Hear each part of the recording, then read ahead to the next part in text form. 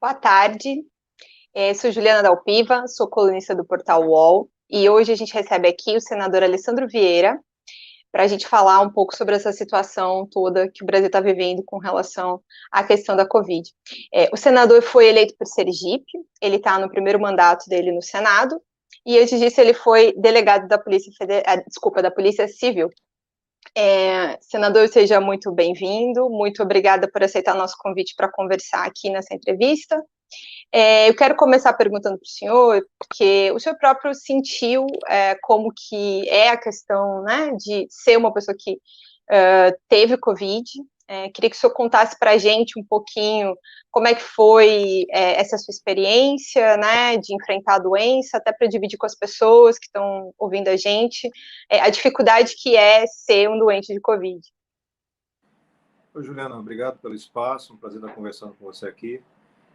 Eu passei pela Covid, estou ainda em fase de recuperação, me contaminei muito provavelmente durante uma sessão, durante reuniões lá no Senado, no mesmo período, na mesma ocasião em que se contaminaram o Major Olímpio, Lazier Martins, senadores.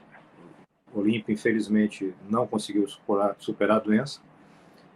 Quando retornei para Aracaju, já estava com alguns sintomas. O Olímpio fez o exame dele antes, constatou a doença, eu fiz em seguida. Comecei o tratamento em casa. Desculpe, não tem um tratamento específico para essa fase da doença, a gente faz muito mais acompanhamento, mas com alguma coisa em torno de 8 dias, eu fiz a tomografia e estava com comprometimento já de metade, de 50% dos pulmões.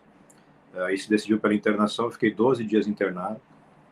O tratamento que todo mundo pergunta o tempo inteiro foi o tratamento recomendado pelos médicos, são anticoagulante, corticoide, anti-inflamatório, antibióticos para evitar uma infecção oportunista. Isso tudo me gerou a possibilidade de escapar, de me recuperar. Eu não precisei ser entubado, eu fiquei numa semi-UTI, foi o pior momento. Nesse período de internação, perdi 11 quilos.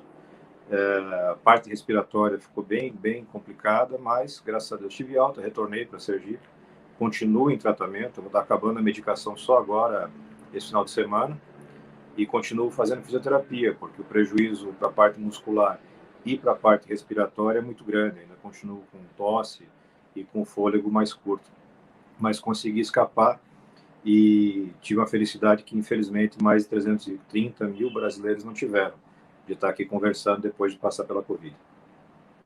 Senador, até queria, o senhor falou rapidamente, e o senhor fica à vontade para falar o que o senhor se sentir mais à vontade em compartilhar, mas qual foi o momento mais difícil para o senhor ali? E, enfim, não sei se o senhor pode contar um pouquinho, se o senhor chegou a conversar com o senador Major Olímpio nesse período que ambos vocês estavam em tratamento no hospital.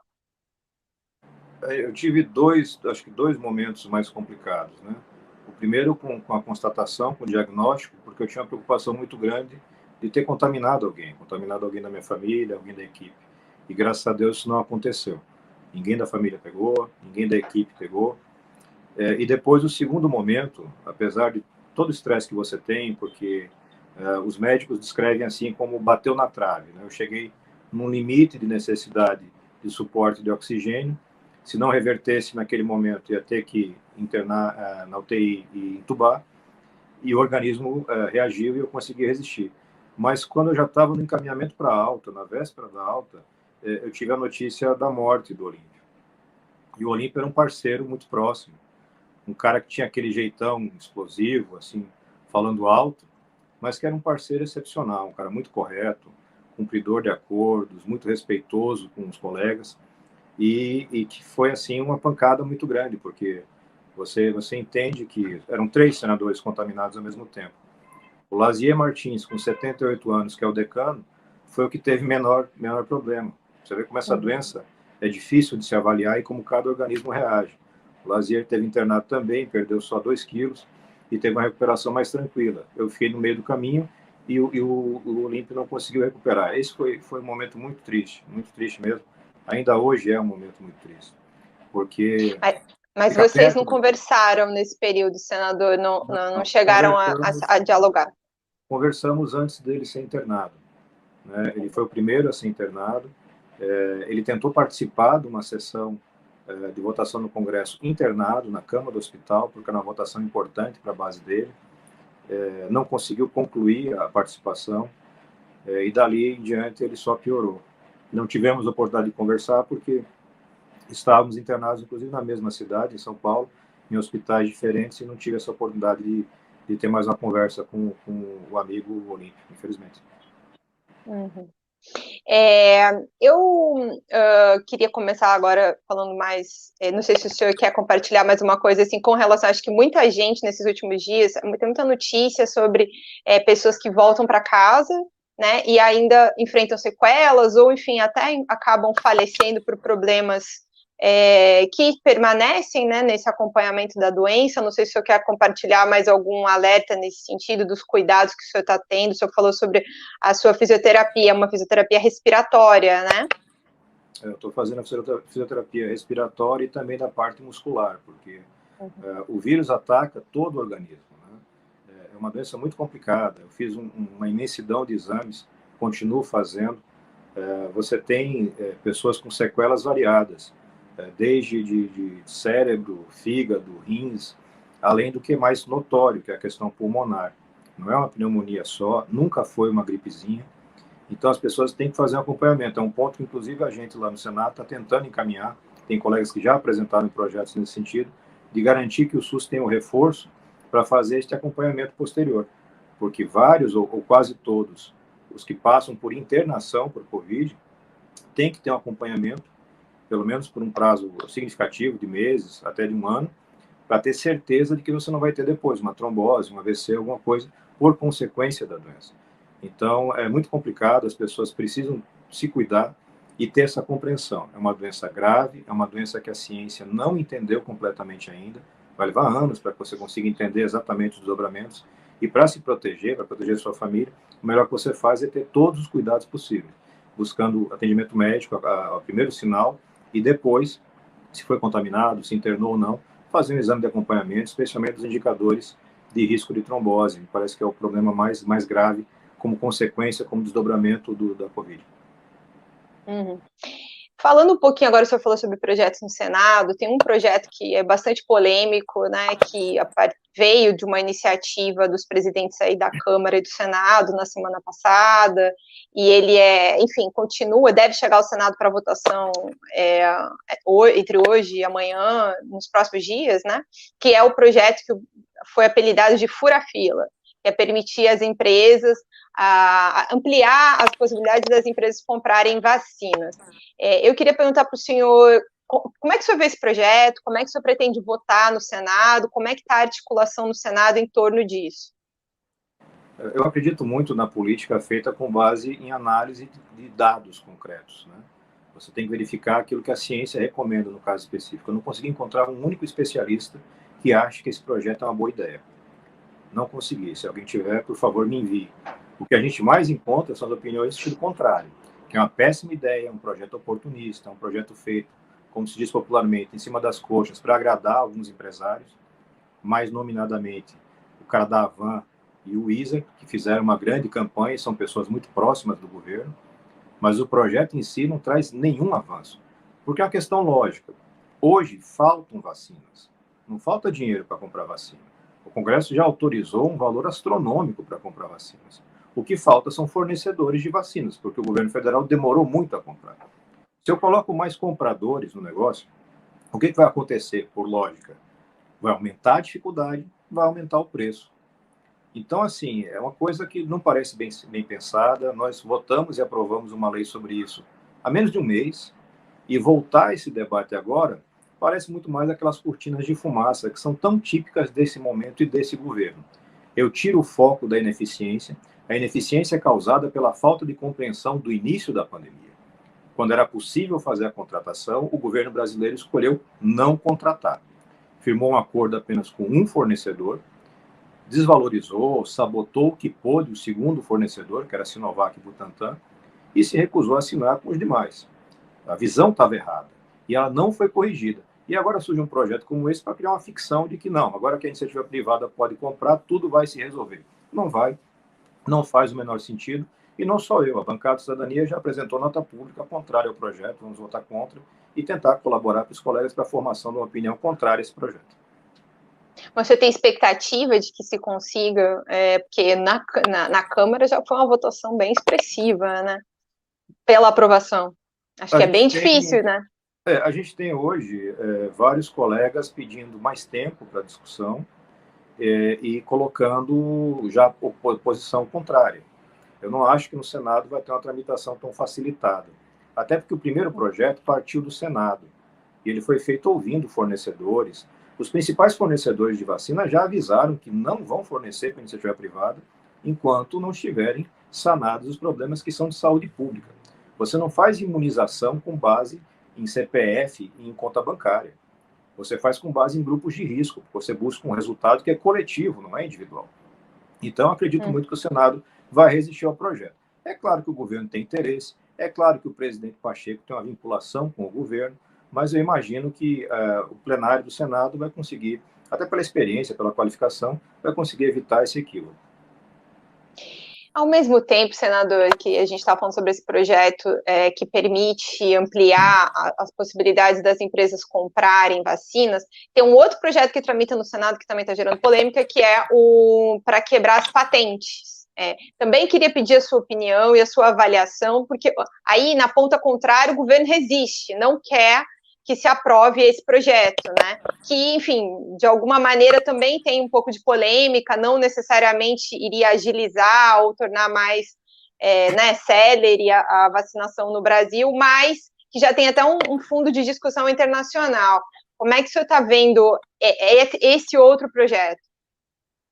Seguindo a mesma linha, a gente procura ouvir os especialistas, entender se o projeto faz sentido e vai melhorar o fornecimento. O que nos parece é que talvez um caminho do meio seja o melhor caminho. A OMS vem mediando essa situação, porque simplesmente você deixar na base da contratação e dos fornecedores que já estão postos, está gerando uma fila, que é insuportável, e uma concentração nos países mais ricos. Então a gente tem que fugir dessa armadilha. A gente tem que criar alternativas. Como é que isso pode ser feito? Já foi solicitado, deve ter uma audiência pública, acredito, na próxima semana.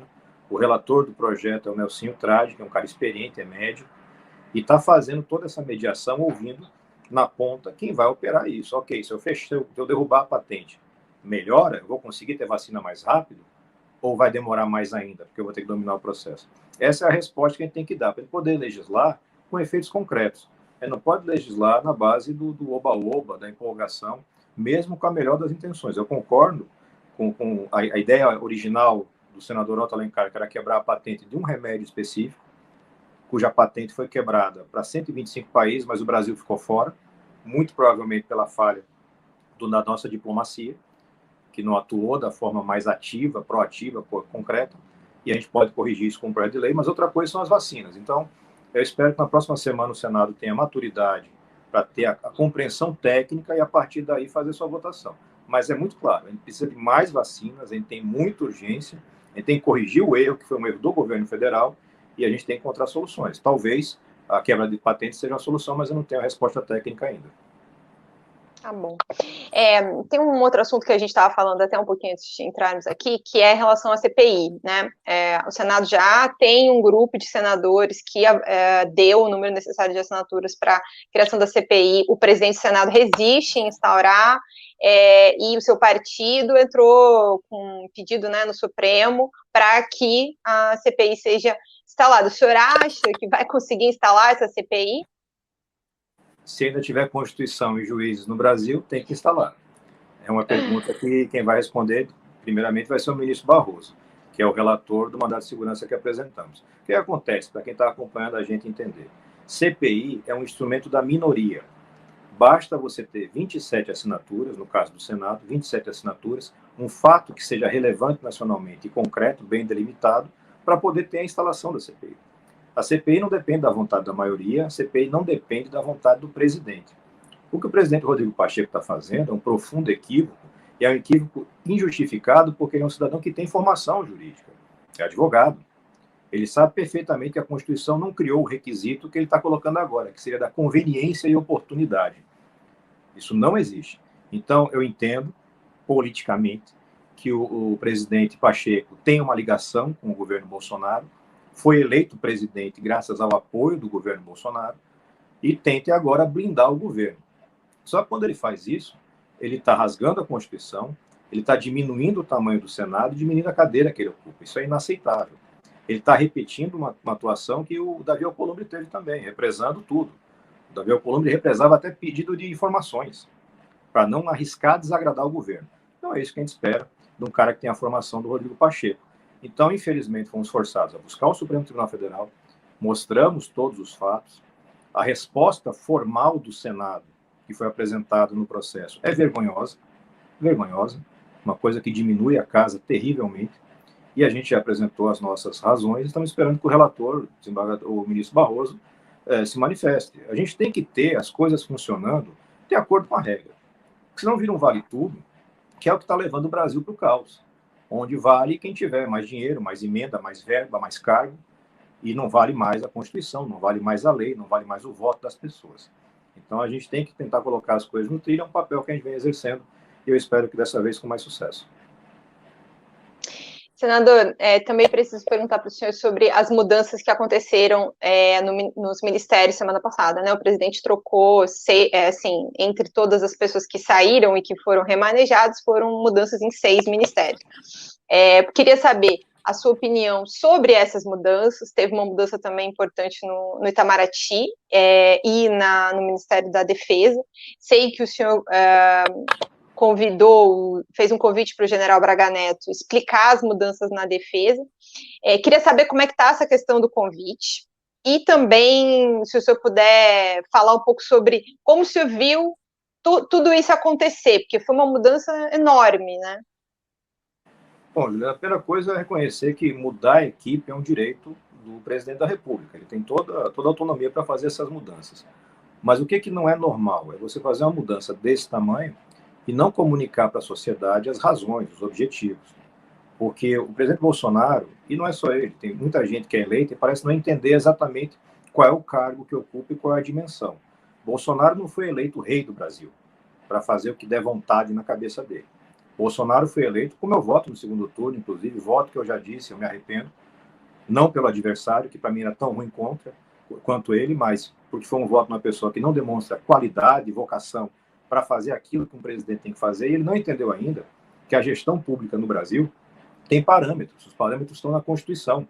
Tem que ter eficiência, tem que ter razoabilidade, tem que ser impessoal, tem que ter muita transparência e publicidade. Então, quando você muda os ministros, você tem que chegar para a sociedade e explicar, olha, estou mudando 6 ministros de uma vez só, pela primeira vez na história democrática estou tirando os 3 chefes das Forças Armadas, mas eu estou fazendo isso em prol do interesse público e explicar. O governo não explicou, o governo silenciou por 48 horas. Por isso apresentamos o convite para que o general Braga Neto, na função de ministro da Defesa, compareça no Senado e explique, olha, mudou, mas todos nós continuamos rezando pelo que manda a Constituição, respeito à democracia, nenhum risco de intervenção, temos objetivos claros de melhorar o serviço público. É isso que a gente deseja ouvir, e eu espero que seja isso, porque o Braga Neto tem um currículo compatível com o cargo. Com relação ao convite, que veja, é só isso, um convite, não é convocação, ninguém está botando a faca no pescoço do Braga Neto, coisa nenhuma, só um convite. O presidente Pacheco enrolou até hoje, não colocou isso em votação, apesar do apoio de todos os líderes partidários, todos apoiaram, à exceção do líder do governo.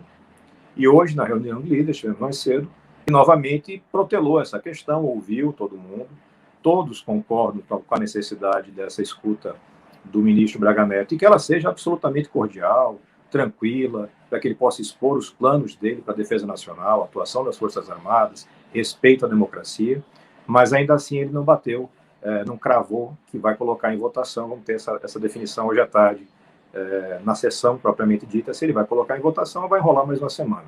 Eu já alertei o presidente Rodrigo que essa protelação excessiva, essa cautela excessiva, ela tem um limite. Até esse limite, ela é válida, ela é importante, especialmente no Senado, que é uma casa de ponderação, é uma casa que representa a Federação Brasileira. Mas quando passa do limite, vira cumplicidade com o erro. Ele está muito na margem desse risco. Já que o senhor falou sobre essa questão da dificuldade do presidente estar com o presidente do Senado novo, né, que assumiu em fevereiro, Você teve agora, quando você voltou da sua internação, uma discussão com o senador Flávio Bolsonaro no WhatsApp, porque ele estava falando que, enfim, os leitos não estavam sendo ocupados, que tinham leitos vagos, enquanto as pessoas denunciavam a falta de leitos para internar por Covid, né? E, ao mesmo tempo, assim, eu queria perguntar, como ficou a relação de vocês depois disso, se vocês conversaram, e como é que você vê o processo que tramita já há muito tempo, né, na Comissão de Ética, pela cassação do mandato dele, pelas denúncias inúmeras, né, que existem em torno do caso da rachadinha, que na verdade, enfim, uma investigação, né, ele foi denunciado por peculato, lavagem de dinheiro, e como líder da organização criminosa. Como que o senhor vê esse processo na comissão de ética? E, enfim, como é que está se existe uma relação entre vocês? Não, a gente acabou tendo uma discussão realmente no grupo que é reservado dos senadores. Isso acabou, enfim, infelizmente vazando. Ele está fazendo mais uma das várias postagens de desinformação, que são características da família, né? Fake news e desinformação é um método de atuação política deles. E eu fiz uma cobrança pela razão. A gente está perdendo 3 mil pessoas por dia. Não dá para ficar perdendo tempo postando bobagem, postando coisas que não fazem sentido, que não enfim, não contribuem de forma nenhuma para soluções. Essa discussão acabou, enfim, sendo um pouco mais ríspida do que seria razoável, e a gente não trocou depois nenhum tipo de contato, até por conta desse distanciamento que a ausência de sessões presenciais cria. Mas a gente nunca teve uma relação próxima. Somos pessoas muito diferentes, né? Na CPI, na proposta da CPI, que foi conhecida como Lava Toga, que eu sou o primeiro subscritor, o Flávio foi um dos grandes nomes contrários. Ele fez campanha contra, pediu para tirar voto, levou gente para conversar com o pai para tirar voto. O falecido Major Olímpio falava sempre sobre isso, né, que foi solicitado que ele tirasse... Ele era muito crítico dessa atuação do senador mesmo. Ele não é um senador que se notabiliza por muitos projetos ou por muita atuação, né? Ele está agora ganhando um pouco mais de visibilidade pelo noticiário policial e pela indicação de pessoas para cargos públicos. É uma forma de atuar. Eu acho sempre que a gente tem que tentar ser construtivo, né? A gente recebeu um mandato das pessoas para tentar apresentar soluções para o Brasil. E eu tento fazer isso. Mas eu não vou ficar calado vendo a mentira ser utilizada como método de governo. Não dá para ficar calado. A gente tem problemas gravíssimos no Brasil. A crise de saúde é violenta, a crise econômica muito grave e a crise social terrível. Então, eu não posso gastar energia ou ficar perdendo tempo num grupo com 81 senadores para ficar discutindo fake news paroquiana. Não dá. A gente tem que ter uma maturidade e um avanço nisso daí. Com relação ao processo no Conselho de Ética, o Conselho de Ética é uma ficção no Senado. Hoje, pelo menos nesses 2 anos em que eu estou no Senado, não serve para nada. Foi instalado pelo Davi Alcolumbre como um mecanismo para tentar pressionar adversários internos, isso foi notório na época, mas nem isso fez, não avançou. O caso específico do Flávio Bolsonaro, me parece que os fatos que são colocados na denúncia contra ele são fatos anteriores ao mandato como senador. E aí, nesse sentido, não cabe, na minha visão, o Conselho de Ética atuar. Mas se ele praticou, durante o mandato, algum tipo de fato que tenha conexão com essa história de rachadinha, lavagem de dinheiro e tudo mais, aí sim o Conselho poderia ser acionado. Mas, sinceramente, eu não boto fé que isso vá andar, porque a casa tem uma tradição de compadrio, né? Uma tradição de acobertamento recíproco, o que é muito ruim. Porque as pessoas parecem não entender que esse tipo de atitude vai reduzindo a estatura da casa. E você vê isso não é só no Senado, não. Você vê na Câmara, você vê no Supremo. O Supremo Tribunal Federal hoje é uma vergonha. A forma como Gilmar Mendes se porta em audiência é um escândalo. Se ele fosse juiz de primeira instância, estava afastado há muito tempo. Mas ele é ministro do Supremo, com relações poderosas. É o cara que garante, por exemplo, que um processo de um criminoso de colarinho branco fique 2, 3 anos na gaveta esperando a prescrição. E isso gera uma rede de proteção recíproca que faz com que nada ande. E isso está enterrando o Brasil. Não é culpa desse governo, é uma culpa histórica dos brasileiros, que ele não conseguiu mudar. Tínhamos a esperança muito grande de que a votação de 2018 fosse um ponto de partida para a mudança, mas não foi. Foi uma volta no túnel do tempo, a gente está retrocedendo a alguma coisa em torno da década de 80, no tocante à impunidade e combate à corrupção. É profundamente lamentável. Senador, a gente está se encaminhando aqui para o final, eu queria falar um pouco também sobre 2022, né? O senhor falou agora do ministro Gilmar Mendes, eu queria perguntar, o senhor, inclusive, se elegeu com uma bandeira, né, contra a corrupção, o senhor enfim, tem sua formação, é delegado de Polícia Civil. Como é que você viu essa mudança, essas decisões recentes no Supremo? Primeiro, isso, assim, como que o senhor avalia essas decisões? Tem muita discussão em torno da questão dos limites, enfim, de se colocar nas investigações e nessa relação entre promotores, juízes. Eu tenho uma frase que é fantástica, né? O juiz que julgou e que teve as decisões confirmadas por 2, 3, 4 instâncias é suspeito. E o ministro que foi indicado pelo político que está sendo julgado não é. A gente tem problemas muito sérios na Corte Superior do Judiciário Brasileiro, muito sérios. Eles perderam, vários ministros, a condição de julgadores técnicos e passaram a ser artistas políticos. Então, esse caso específico do habeas corpus que foi julgado e que anulou as condenações do Lula por conta de uma suposta suspeição do Moro, é um caso de um habeas corpus que foi ajuizado, se não estiver enganado, em 2018, referente a fatos que se iniciaram em 2016, e que só foi a julgamento em 21, porque se fez uma composição de turma favorável à tese do relator, que era o Gilmar Mendes. Diga-se de passagem, um cidadão que mudou de opinião ao longo desse processo várias vezes. O Gilmar Mendes, enquanto os processados eram só do PT, era um. No momento em que chegou às portas do PSDB, Aécio e companhia, aí o Gilmar muda de time. Então, se tem um defeito na Lava Jato, foi o fato de acreditar que dá para pegar todos os bandidos. E todos nós estamos aprendendo uma lição muito triste, que não é nossa exclusiva, está repetindo o que aconteceu na Itália, depois da Operação Mãos Limpas, de que quando você chega nesse ponto de mostrar que você tem a corrupção enraizada no sistema, corrupção que envolve grandes empresários, funcionários públicos em cargos estratégicos e a elite política, especialmente a presidência de partidos, você chega a um ponto em que o sistema reage de uma forma tal que você não consegue avançar. A Lava Jato chegou a um ponto que me parece extraordinário. Hoje, todos os brasileiros que tiverem um mínimo de discernimento sabem que você teve bilhões de reais roubados dos cofres públicos para sustentar luxos de alguns e campanhas políticas e carreiras políticas de outros. São fatos, estão provados. Só que o sistema reage e começa a criar legislação para desmerecer as instituições de investigação, para enfraquecer as instituições, começa a formular decisões patéticas como essa.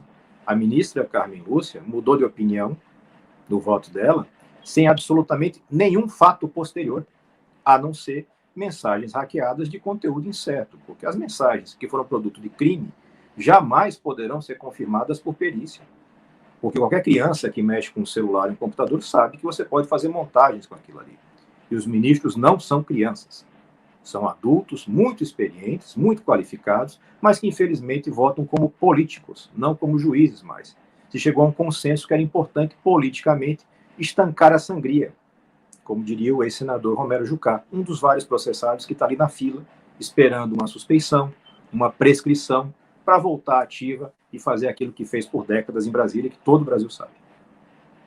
Senador, mas o senhor não acha, por exemplo, que o ex-ministro Sérgio Moro também não, ao aceitar o convite para integrar o governo do presidente Jair Bolsonaro, também não colocou em risco a própria operação? Enfim, eu sei que o senhor está questionando a veracidade das mensagens, embora em alguns momentos alguns procuradores tenham eles próprios reconhecido algumas mensagens. O senhor não acha que isso também contribuiu? Sim, no momento que você coloca de lado a parte técnica e ingressa na parte política, você deixa de ter essa proteção que a técnica lhe dá. Então, o Sérgio Moro, que é uma pessoa que eu respeito, mas não tenho uma proximidade tão grande para poder afirmar isso, foi inocente em achar que essa mudança no mínimo ingênuo, de imaginar que essa mudança de função de magistrado para o executivo na condição de ministro lhe daria a condição de fazer mais. É claro que não. Ele passou a ser só mais uma peça numa engrenagem, uma peça substituível, como foi substituído, e não conseguiu acrescentar absolutamente nada de positivo naquilo que ele já tinha feito, e ajudou a narrativa contrária. Então, nesse ponto, eu não vou dizer que ele voluntariamente errou, mas certamente não avaliou as consequências do movimento que fez. É muito ruim, porque para fazer uma operação daquele tamanho, para conseguir os resultados que se conseguiu, é um trabalho de décadas. São dezenas de operações que não chegaram ao final. Várias. Castelo de Areia, Castelo de Cartas, Boi Barrica, Satyagraha, tantas operações que a gente teve no passado, Banistado, que foi lá na própria vara, presidida na época pelo Sérgio Moro, que chegaram perto, bateram na trave e não conseguiram chegar no resultado. A Lava Jato chegou, a Lava Jato comprovou, as condenações, várias delas foram comprovadas confirmadas em pelo menos 3 instâncias. A gente tem confirmações em várias decisões pelo Supremo. Então, um trabalho extraordinário, de uma coragem imensa, de um senso de justiça muito elevado, e que foi colocado em risco e que o sistema só espera uma oportunidade. O sistema não morre. Esse sistema de corrupção ele não é individual. Não adianta prender uma pessoa ou achar que a culpa é do partido A. Tem muita gente que coloca a culpa é do PT. O PT fez parte dessa engrenagem, foi o partido que estava dominando 16 anos o país, é natural que ele fosse cabeça dessas atuações, mas vários partidos, a imensa maioria dos partidos se lambuzou, porque é um método. A política brasileira é viciada em dinheiro. Dinheiro que vem do governo através de emendas, carimbadas ou não carimbadas, e que vem da corrupção. Porque as campanhas, no final das contas, são milionárias. E quem faz uma campanha milionária, se não é um monge que está querendo fazer uma doação para a sociedade, é um cara que vai buscar o retorno disso depois. Essa é a realidade. Se ele não mudar isso tudo, e se as pessoas não entenderem como funciona, como é um sistema e não são pessoas, não é um partido, a gente fica muito longe da solução. A gente tem que fazer um esforço grande para isso, que as pessoas entendam, olha, é um sistema, está enraizado, tem que mudar. E se a gente não conseguir colocar mais gente independente em posições de força, a gente vai estar muito longe de solução, porque o sistema está se reorganizando, está reocupando as suas funções, está massacrando quem teve a ousadia de enfrentar o sistema, e esse massacre é ostensivo, a gente está vendo isso com toda clareza, e a gente vai retroceder. E isso é prejuízo para as pessoas, porque falta dinheiro para a saúde, para a educação, para tudo, porque tem gente roubando para abastecer esse sistema que é insaciável. Senador, fazer minha última pergunta aqui para a gente encerrar. O senhor falou agora há pouco na entrevista que se arrependeu de votar no presidente Jair Bolsonaro. Os analistas, em função dessa decisão, enfim, do Supremo, que permitiu que o ex-presidente Lula volte a concorrer, estão avaliando a possibilidade grande de ter um segundo turno ano que vem entre o ex-presidente Lula e o presidente Jair Bolsonaro. Em quem o senhor votaria? Eu vou trabalhar muito para ter outros nomes como alternativa. Eu não me um dos dois. O Lula tem toda uma história, tem realizações positivas, mas o Lula foi a cabeça, foi a base de um sistema de corrupção brutal, que saqueou a Petrobras, o Estado brasileiro, destruiu e criou essa narrativa do nós contra eles. O Bolsonaro, quando eu digo que me arrependo do voto, não é por questões ideológicas, porque ideologia cada um pode ter a sua, isso não me preocupa. O que me preocupa é a absoluta incapacidade, a falta de humildade, a falta de respeito pelas vidas, porque errar na pandemia no começo era justificável, mas continuar errando, continuar falando contra o isolamento, contra as medidas de contenção, colocando em dúvida as vacinas, promovendo remédio que não funciona, isso aí ultrapassa o razoável, é criminoso. Desmontar as estruturas de combate à corrupção, como o Bolsonaro fez em parceria com o Centrão, é terrível para o Brasil. Então, nesse sentido, eu afirmo que estou extremamente decepcionado e arrependido do voto. Mas para 2022, uma das missões que eu tenho é colaborar para que a gente tenha alternativas. E aí o eleitor vai e faz sua escolha, mas tendo alternativas.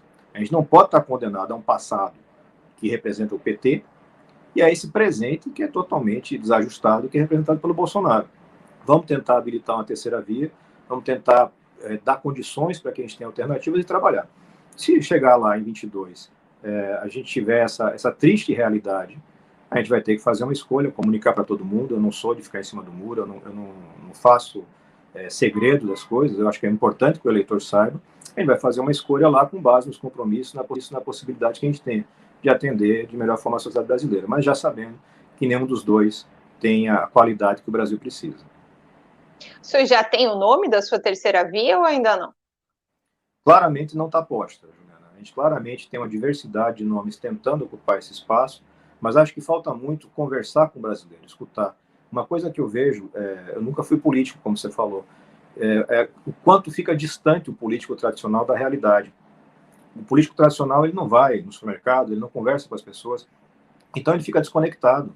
E as pessoas inventam nomes que são animais de laboratório. O cidadão brasileiro não conhece, nunca viu, não tem nenhum motivo, e as pessoas começam a investir tempo naquilo ali. É muito importante que a gente escute o cidadão e entenda o que ele está precisando, o que ele quer. Aí tem pesquisas que apontam, a maioria quer mudar. Mas, da mesma forma, a maioria está falando em votar em Lula ou em Bolsonaro, que não são mudanças, convenhamos. Então, falta alguém que encarne de verdade isso. O que o brasileiro quer em termos de respeito, de gestão qualificada, de fazer um avanço do seu ponto de vista institucional que o Brasil precisa e estabelecer as bases para o país crescer. Então, é uma luta, a gente vai ter que enfrentar dentro de uma pandemia, com todas as dificuldades, uma crise econômica severa, e ao mesmo tempo tendo cuidado dessa crise política, que é fruto, de novo, de erros dos partidos que não se preocupam com renovação, erro das instituições que não percebem o quanto estão se desgastando, se desmoralizando o tempo inteiro. E a gente, dentro desse cenário, porque, pelo menos na minha visão, a gente não pode abrir mão da democracia, a gente tem que fazer essa construção, que de repente não consegue ser de sucesso, mas tem que ser de coerência. E é isso que eu vou estar trabalhando até 22. Senador, eu quero agradecer muito a sua presença aqui, o seu tempo de conversar com a gente, desejar melhoras aí na sua recuperação. A gente podia ficar um tempão conversando aqui ainda, mas respeitando a sua recuperação, enfim, né, da sua fisioterapia respiratória. A gente vai encerrar por aqui. O senhor quer falar alguma última coisa para se despedir?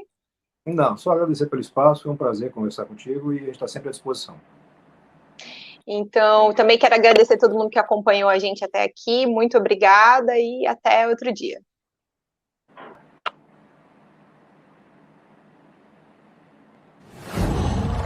Qual?